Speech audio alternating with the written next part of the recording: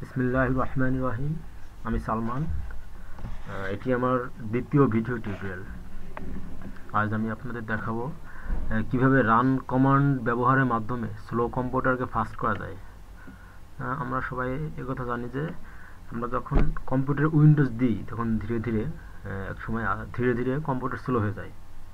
Slow হওয়ার কারণটা হচ্ছে আমরা যখন কম্পিউটার ইউজ করি তখন আমরা যে ডাটাগুলো ইউজ করি এগুলো টেম্পোরারি ফাইল হিসেবে কম্পিউটারের ভিতরে জমা থাকে, যার ফলে কম্পিউটার স্লো হয়ে যায়। এখন আমরা কিভাবে এই টেম্পোরারি ফাইলগুলো দূর করার মাধ্যমে এই কম্পিউটারকে ফাস্ট করবো সেটা আমি দেখাবো।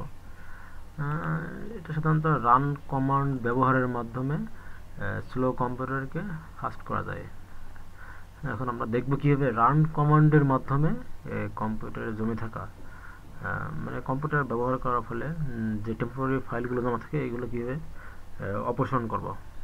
প্রথমে আমরা এখানে মাউস বাটন রাইট বাটনে ক্লিক করব, এখানে রেখে তারপরে প্রপার্টিজের উপর ক্লিক করব। এইখান থেকে আমরা স্টার্ট মেনু এখানে ক্লিক করার পর কাস্টমাইজ অপশনে ক্লিক করব। এখান থেকে আমরা একটু নিচের দিকে আসব। এখান থেকে দেখেন রান কমান্ড নামে একটা অপশন আছে।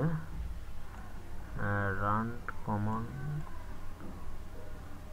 দেখেন এখানে টিক চিহ্ন দেব,